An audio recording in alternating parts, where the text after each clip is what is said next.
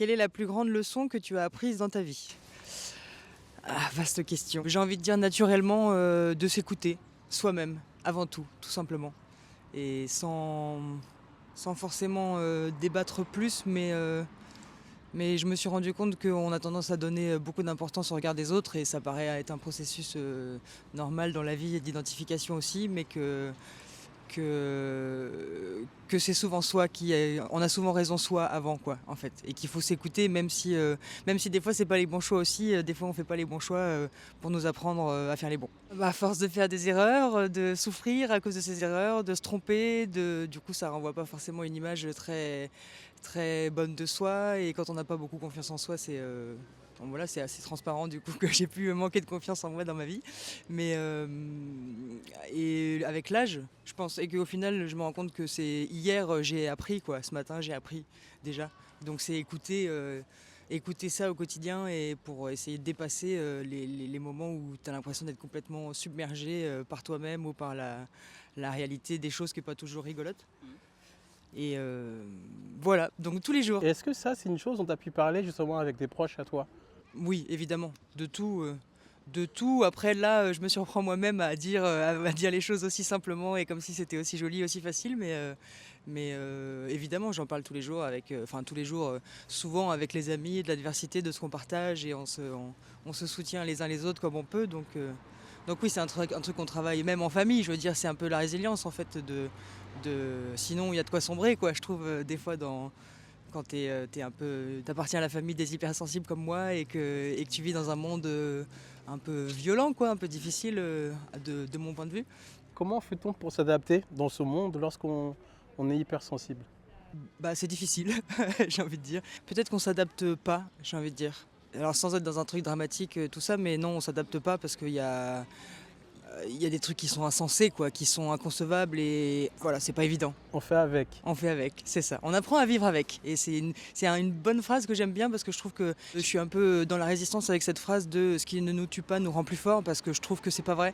Je trouve que ça nous fragilise finalement beaucoup, mais que évidemment ça nous rend plus forts parce que j'en reviens à la résilience et à ce que tu apprends des erreurs de la vie, mais que finalement ça te modèle quand même beaucoup et ça donne des coups. Il y a des coups dont tu te relèves jamais, mais comme l'hypersensibilité, tu apprends à vivre avec. Et ça me fait penser au deuil aussi. Je pense que le deuil de quelqu'un ou même d'une situation où tu apprends à vivre avec, mais tu t'en remets jamais vraiment profondément, quoi. Donc lorsqu'on dit qu'il faut parfois vivre des difficultés, des moments durs pour apprendre, tu n'es pas vraiment d'accord avec ça? Si, si, mais c'est réduit trop vite parce que de toute façon, la vie elle est pas que jolie et que j'aimerais bien qu'on vive dans le monde des bisounours, mais c'est pas le cas, quoi. Donc non, c'est trop complexe, le monde et la vie est finalement trop complexe pour que ça puisse être aussi simple.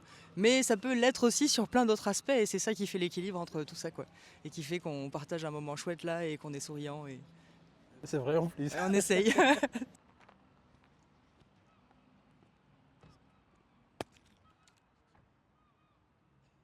Quel est le plus grand changement que j'ai apporté dans ma vie?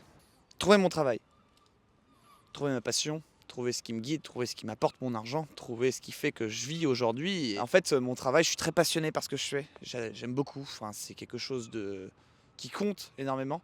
Et quand quelque chose compte, je pense que tout être humain normal a envie de s'investir. Ce qui fait qu'aujourd'hui, je m'investis énormément dans mon travail. J'y passe plus de temps que je ne devrais.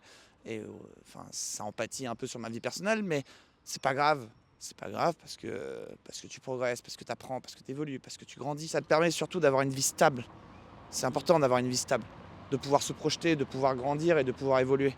Et du coup, je pense que si on est perdu, c'est pas grave. Un jour, on trouvera. On trouve toujours. Il y a toujours quelque chose qui nous plaît plus que les autres. Ça viendra à un moment ou à un autre. Faut pas en avoir peur. Pour autant, une fois que tu l'as, c'est difficile de trouver autre chose qui te plaît plus. Moi, aujourd'hui, mon travail, c'est ma vie. J'ai énormément de mal à voir ma vie différemment qu'au travers de mon travail. Et comment justement tu l'as trouvé ce travail? Sincèrement, tu veux mon avis? J'ai eu de la chance. J'ai eu énormément de chance. J'ai eu de la chance d'avoir une famille qui m'a aiguillé vers les bons conseils. J'ai eu de la chance d'avoir eu les potes qui m'ont dit vas-y, aie pas peur, fonce, t'as aucune raison de te poser des questions. Et j'ai eu la chance d'avoir eu quelque part des bons conseillers, que ce soit par le biais de l'école, par le biais de mes parents, par le biais de mes amis, par le biais de peu importe. J'ai eu toute cette chance qui fait qu'aujourd'hui, je suis dans une situation aisée à 26 ans, ce qui n'est pas donné à tout le monde. Enfin, 3/4 de mes amis aujourd'hui, ils font des études jusqu'à pas d'âge et ils se retrouvent, ils galèrent, ils font des salaires pas ouf. Je comprends. Moi aujourd'hui, j'ai eu de la chance et comparé à d'autres, j'estime avoir eu plus de chance. De la chance, mais il y a quand même du travail, j'imagine, de ta Bien part. sûr qu'il y a du travail, il y a toujours du travail. J'aurais pu être le plus gros feignant du monde et ne rien faire, je n'ai pas rien fait. Mais pour autant, je pense avoir eu plus de chance que certains.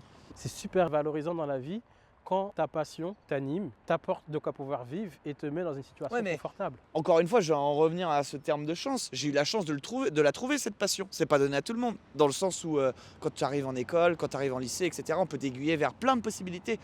Et ces possibilités, elles plaisent pas, mais malgré tout, t'as pas le choix. T'as tes parents derrière qui te disent ouais, nous on a investi, etc., il faut que tu ailles quelque part. Et puis derrière, t'as l'école qui te dit ouais, il faut que tu fasses quelque chose, donc t'y vas aussi. T'estimes avoir été super bien aiguillé. J'estime T'as eu de avoir la eu chance. énormément de possibilités qui font qu'aujourd'hui je suis là où j'en suis. Et aujourd'hui, je m'évertue, enfin je fais tout mon possible pour aiguiller les personnes que je connais, les personnes qui comptent, à essayer d'aller dans ces directions-là, que ce soit mon travail ou un autre, peu importe, en fait, on s'en fout. Ce qui est important, c'est que les gens ils réussissent et qu'ils s'en sortent dans la vie. Parce que si tu n'accompagnes personne, si tu fais rien, tu vois ce que je veux dire? Ça compte pas. C'est pas important. Tu peux avoir eu toute la chance du monde si tu la transmets à personne. Aujourd'hui, je m'en rends compte dans le travail encore aujourd'hui. Tu peux tomber sur des mecs, tu miserais pas un clou sur eux.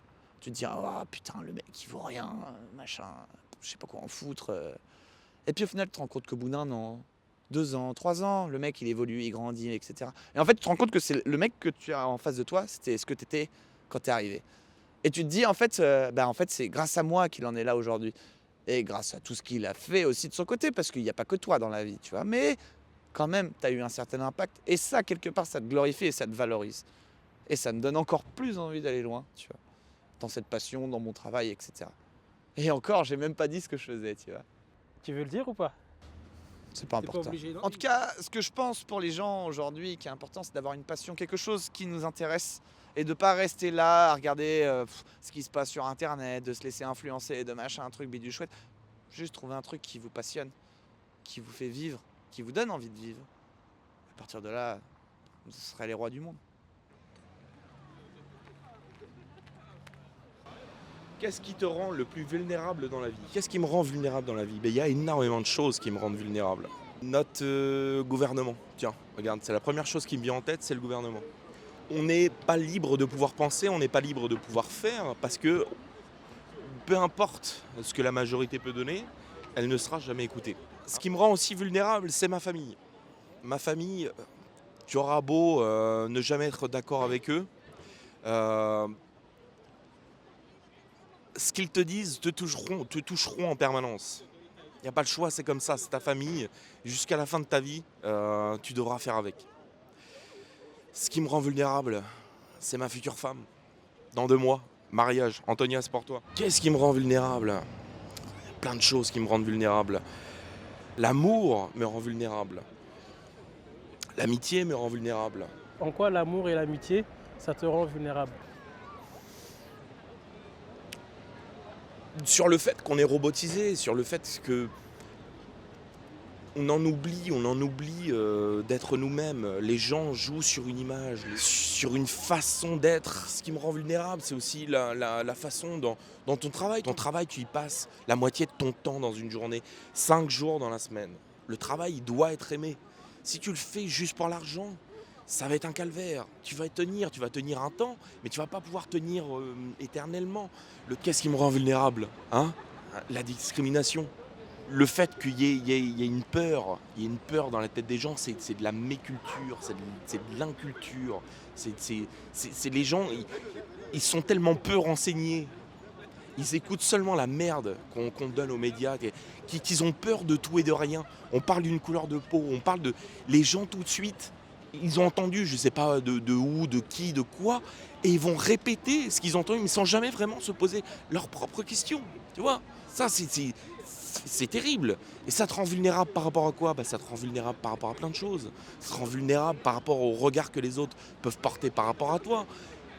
Et moi, je parle en tant que blanc. Enfin bref. Et la vulnérabilité, dans le fond, la vulnérabilité, on pourrait le voir comme quelque chose de négatif, comme quelque chose...